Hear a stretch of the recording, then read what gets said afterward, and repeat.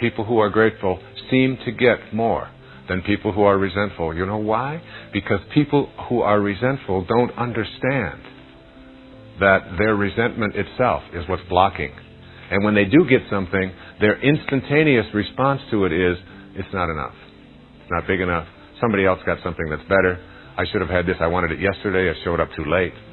It's not the right color. It's not the right size. When you consider our world from such a compressed perspective, the need for acceptance, understanding, and gratitude becomes glaringly apparent. So therefore, it concludes, if you have food in the refrigerator, clothes on your back, a roof overhead, and a place to sleep, you're richer than 75% of the world. Just that. Doesn't that call for some gratitude? If you woke up this morning with more health than illness, you are more blessed than the million who will not survive this week because of illness.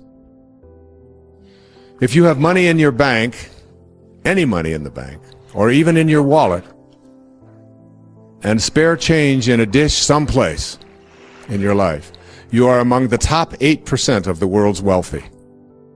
92% of the people don't have that. If you can attend a church meeting without fear, that is, fear of arrest or torture or death, you are more blessed than 3 billion people in the world. Gratitude is love. Now, the hardest part about gratitude for most people is the understanding that you have to also be grateful when things don't show up. And you have to learn, this is the toughest part, you have to learn to be grateful for that which you don't have, and for the suffering that you are going through, and for the experiences of scarcity that seem to be present in your life.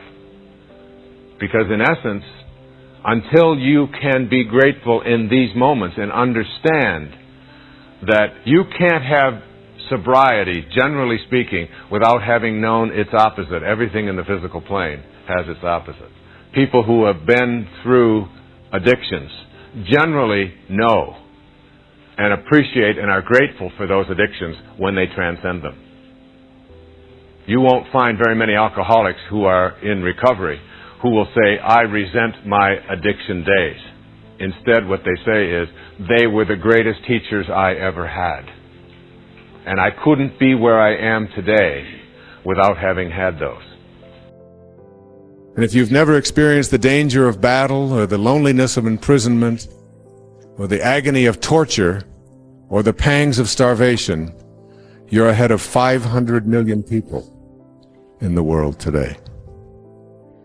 If your parents are still alive, or still married, you are very rare, even in the United States. So, if you have the opportunity to think as you choose to think, to worship as you choose to worship, and you have a little bit of change in your pocket, and you've got your health, and you've got someone that cares about you, then you have an awful lot to be grateful for.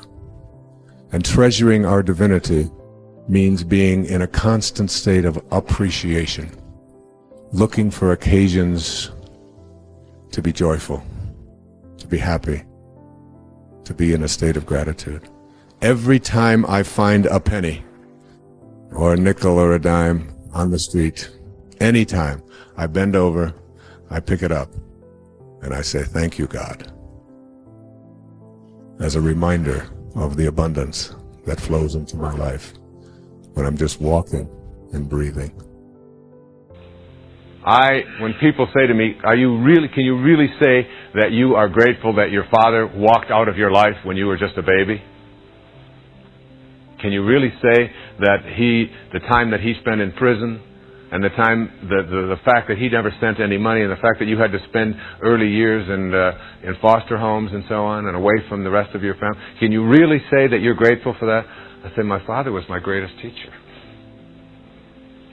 I never met the man. But without my experience of learning to rely upon myself as a young boy, I couldn't, as a grown man, be teaching self-reliance today. Couldn't do it. Because to learn to rely upon yourself is something that you have to have the direct conscious experience of.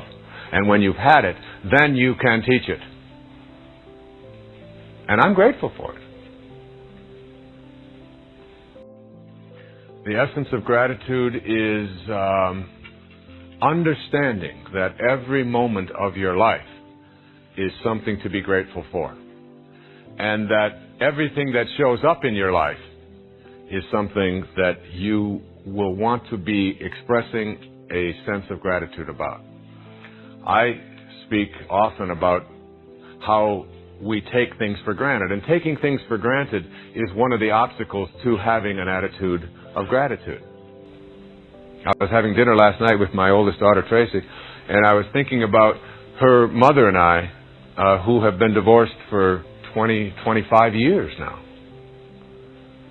And I was telling Tracy at dinner that your mother, even though we didn't agree and didn't get along, your mother was one of the great people in my life.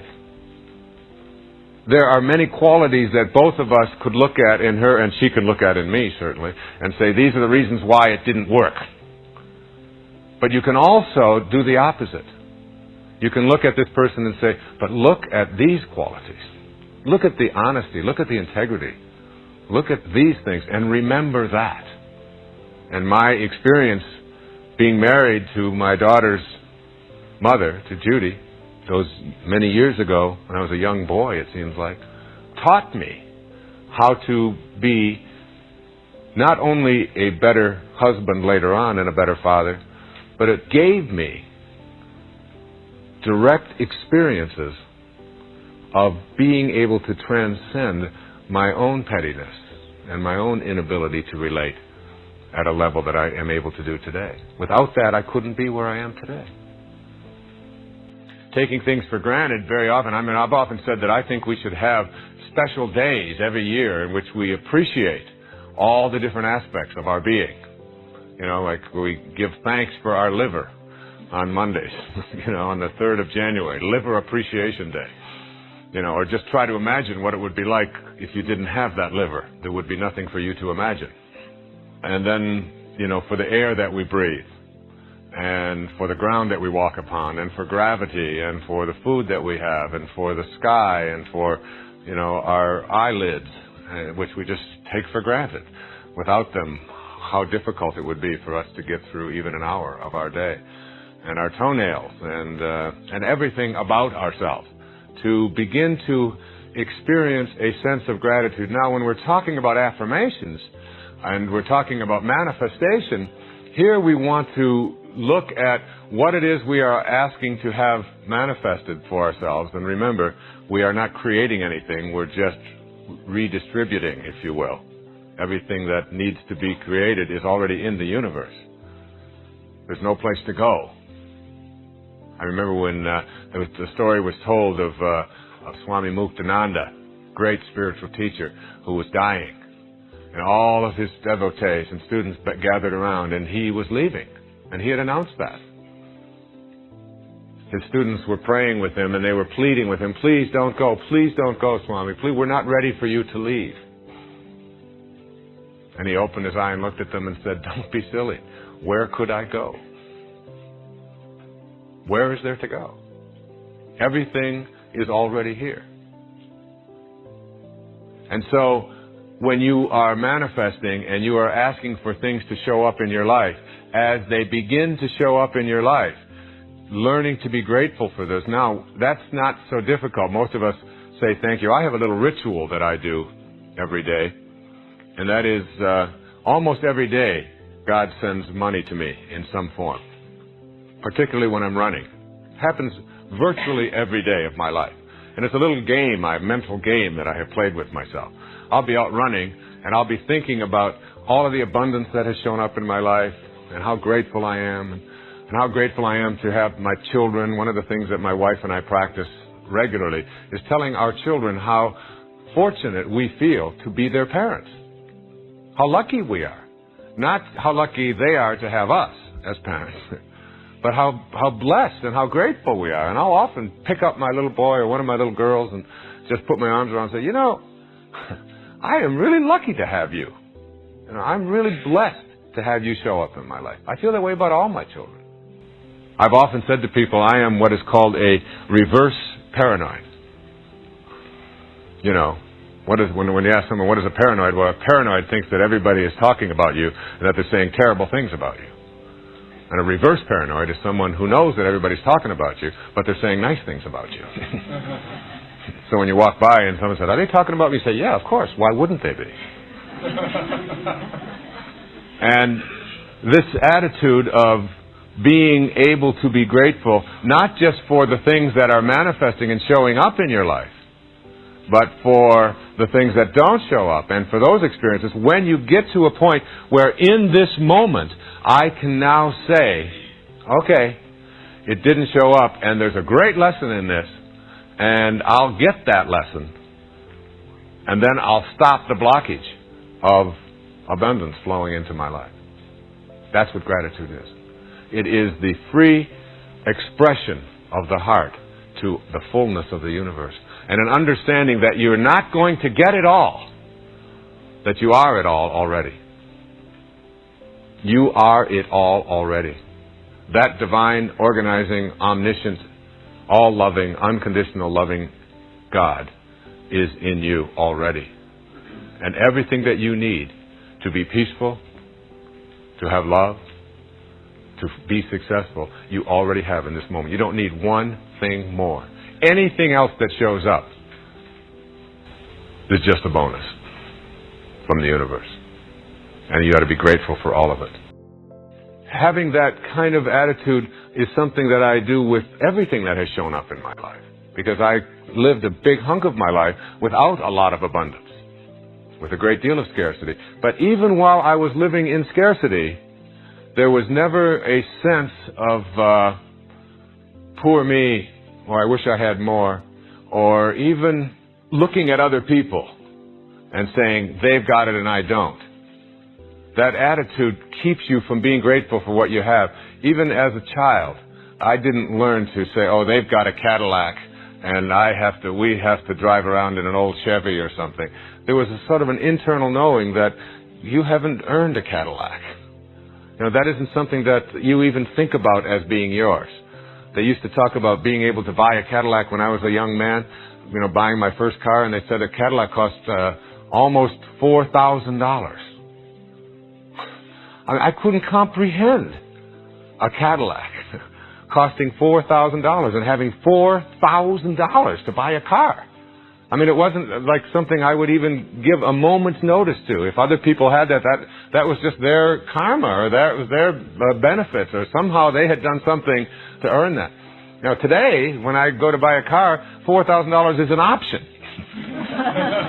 You want this stereo system instead of this one? That'll cost $4,000 extra. All right, throw it in. What do I? You know, it's got extra speakers. I mean, my first car was an old 1950 Plymouth that had rusted out sides on it, and I washed that thing every day, and I was so proud of it. I was so excited about that. And the idea of looking at somebody else's new car and thinking that there was something wrong here, that they had it and I didn't, couldn't have occurred to me. And I believe it's that attitude of being grateful for whatever shows up in your life that allows additional things to show up in your life. And my little ritual that I play every day when I'm out running is little coins that I find in the street. I found one this morning when I was running before I made this presentation, right out in front of the hotel. A penny, a shiny penny. And you know, I have I've never admitted this in public before, but I have a large jar of coins that is hidden behind, in a bookcase, behind a whole, nobody knows where this is except myself. And this contains all of the money that I have found in the last 20 years. And it's a huge amount of money. Some of it is wrinkled up bills. A lot of it is foreign money because I've run in foreign countries. And most of the coins are dirty and they've been out on the street for a long time. And there's a couple of $20 bills. There's a $100 bill in there. And every time I look at that little symbol that just keeps growing, it reminds me to be grateful. And when I pick up one of those coins, I always say, thank you, God, for this symbol of abundance that has shown up in my life. Thank you. And I put it in my pocket, and I put it away in a special. And then when I get back to my office, I go to that little place, and I put it in there, and I look at that, and that's my reminder. What gratitude does is it keeps you connected to that source which brings things into your life. It keeps that connection open.